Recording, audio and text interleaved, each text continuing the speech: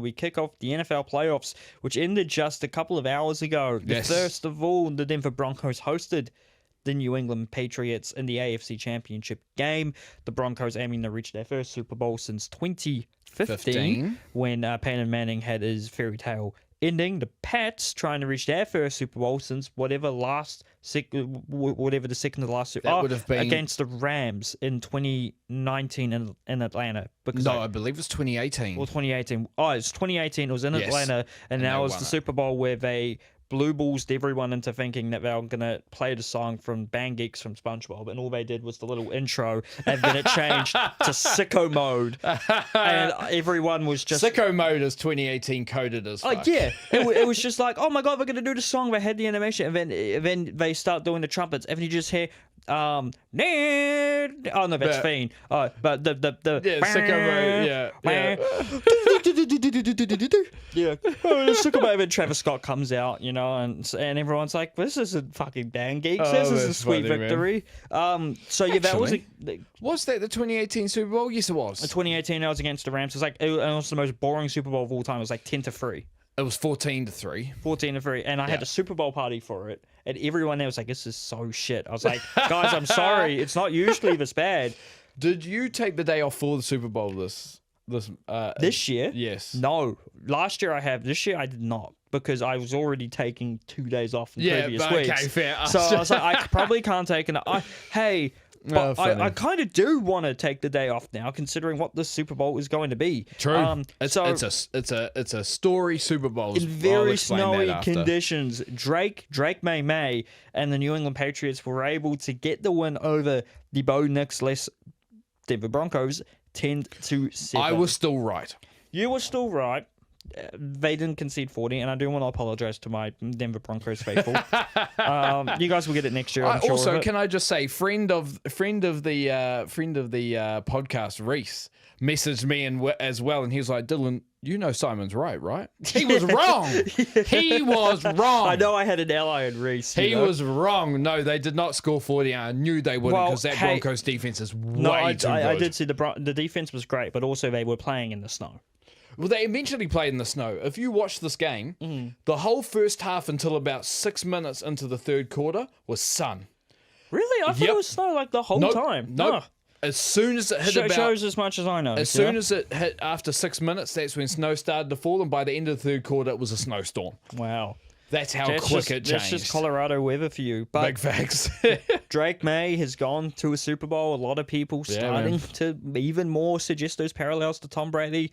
Let's wait and see. But Patriots fans, if you've listened to them, they were in the gutter for so long. Oh, so bad. We had to have a former MVP be our quarterback after Brady left, and it didn't work, and now he just yells wearing funny hats on TV. And no, you guys selected Drake May, and look how good you are now. I'll tell you what, man, because I've said this before, the Patriots went through 3 to 4 years there of being five NFL standard. Yeah.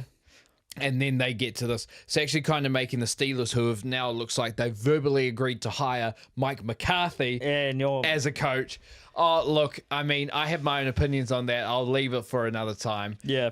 Leave it to when it actually starts sucking. Yeah, exactly. There is good and bad things about the hire. He could be the Messiah. You don't know. No, his Messiah times are past. But what I'm saying is, there is something to be said that you have to go down before you go up. And the Steelers are trying their best with Mike McCarthy hiring not to do that. Yeah. And maybe it's a case of maybe we do, because it's worked for the Patriots. He brings you guys down anyway, and then 2027 NFL draft, you're picking someone number one. Yeah, you never know, man. You never know. Or Will Howard works out and is the next 6th round pick, Tom Brady. But you never know. Hey, we'll see. I don't think that's going to happen. But the Patriots did win this game 10-7. It was a defensive fest. Both defenses were awesome.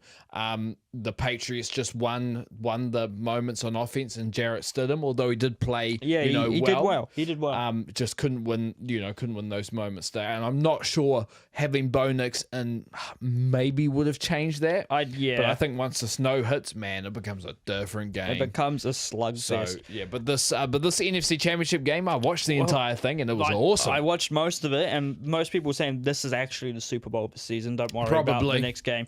And now it's the Seattle Seahawks hosting the LA Rams, and this was a great game. Don't worry about the next game though. Some great offense on both sides, some great defense on both sides. When you have wide receivers like I'm gonna say his name wrong. Jackson Smith and Jigba.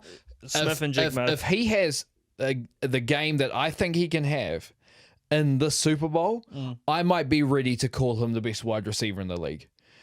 That dude in this game and in multiple other games is open 24/7. But then on the opposite side of this game, you have Puka Nacua, who is always showing how just insanely talented he is. And he was insanely good in this game as well. And you have other wide receivers across the league who are also very good who just aren't in this situation, like Ibuka and Harrison Jr., all the young guns. Yeah, so you've got Justin Jefferson there. You've still got Jamar Chase there.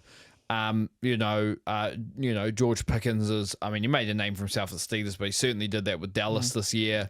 DK Metcalf on his day. Yeah, so, there's going to be, but I honestly, I have to look at this game, man, because this guy, I said this to you outside of this Seahawks team is so similar to the teams that went to the Super Bowl and won it in 2013 and lost because they didn't run the ball in 2014. Yeah. Although they could have run and still got stopped anyway. It's so similar. Like, you've got a quarterback who is great, close to elite, but if he makes the right decisions, then you're going to win the game. Yeah. That is Sam Darnold. Legend. Can I just say, the story of him bust to this is insane. This is why this Super Bowl is a Super Bowl of stories. It does mean that getting selected early in the draft by the Jets may not kill your career. So that's a very good Zach Wilson, use this as motivation, mate. Also, Sam Darnold is officially the first quarterback from the 2018 draft class to go to a Super Bowl. That's crazy considering the other quarterbacks in the 2018 draft class. Josh Allen, Lamar Jackson still haven't gone to Super Bowls. What happened to Josh Rosen? It was tough. Let's just say that. But yeah, elite defense, an elite wide receiver. Wasn't Baker 2018? Baker was 2018 as well. He still hasn't gone. Yeah, so elite defense, a fantastic running game with Kenneth Walker, and that offensive line is awesome. It's scary. And an elite wide receiver with a good wide receiver core around him with, Jackson Smith and Jigba, Cooper Kupp as well, who's a little... Oh, yeah, he's there now. Yeah, who's a little bit past his prime, but still very good. Yeah. So that Seahawks team is so similar, to me at least. It's not even funny. But it means we get a Seahawks Rams NFC Championship. Seahawks won 31-27, and we get a Seahawks Patriots Super Bowl. I'll take that. The Super Bowl is always full of stories, but this one especially for me. This is great. You got no Chiefs, especially. You got no Eagles. Who are teams in preview? Oh, yeah, it's just two teams. I'm the Patriots have won so much in the past 25 years. But this turnaround from the Patriots is a story in itself is insane. It's a new coach, new quarterback, and basically a brand new team. Mike Vrabel should have never been fired from Tennessee. Nah. Should never been fired. But anyway, but that's another story. Sam Darnold going from a bust to now leading this team, the Seahawks team, to a Super Bowl. Mike McDonald, who I think is the coach of the Seahawks, is still under 40 years of age, was the defensive coordinator at the Ravens. Just like the guy awesome at the Rams. Defense. What's the Rams coach? Sean McVay. Sean McVay, he's still under 40. Who's been elite. Sean McVay being under 40 is crazy, by the way. I think Sean McVay seems like a... And he has coaches, he has a coaching tree off of him as well, which is even crazier. I'm going to double check. No way is Sean McVay. He's about 39. Still. Because he was like 30 when he got hired by the Rams. Oh my God, he is. If I'm not he is. He is 40. Sean McVay is exactly 40. Exactly 40. Yeah. Crazy. And then Mike McDonald, who's the coach of the Seahawks, now the Super Bowl attendee Seahawks. Not Mike McDaniel. I want Mike McDonald. Is 38. Wow, crazy. Better the young battle of the young coaches. Yeah, man. In that game. So it's Vrabel is going to be Vrabel versus McDonald, Seahawks versus Patriots. What story is going to win? I think the Seahawks have to be the favorites to go into it. The Seahawks are the favorites, but you never know what Drake May and the Patriots can do. And a little bit of Patriot. God loves the Patriots apparently. So, but I think it's going to be a tale of. If the Patriots are going to win, their offense is going to have to beat that Seahawks defense. Yeah. I'm not sure it can. Now, we're going to make some predictions next week because the Super Bowl is not next week, it's the week after. No, it's on Monday the 9th of February at 12:30 p.m. There you go. But it is a Seahawks versus Patriots Super Bowl in Super Bowl 60. And it's going to be held at Levi Stadium in San Jose, home of the San Francisco 49ers, and your halftime act will be a Bad Bunny. So it will be Mr. Bad Bunny. But there was another championship that you've put here as well. Oh, yeah. Indiana pulling it off. Yes, last week was the the NCAA Football National Championship final. Miami getting to host a final, which is never heard of because they'd already said it was going to be in Miami and they somehow got there.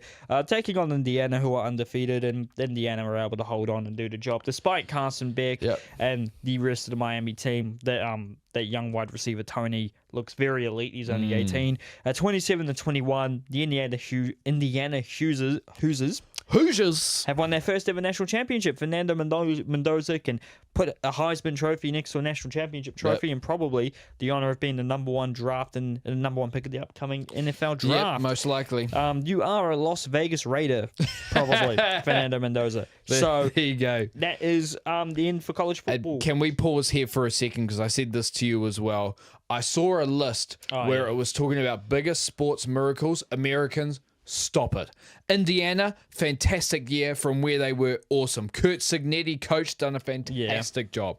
But it is nowhere near the miracle that it was that my team, and this is when I started supporting them, you can come at me for it, Leicester City won the Premier League 5,000 to 1 odds. No, that is not. I wouldn't. It's kind of comparable, but no, it's not. It's not very comparable. No, it is, from where Indiana was to this year, kind of. But last year they were still okay. Leicester City the year before was shit.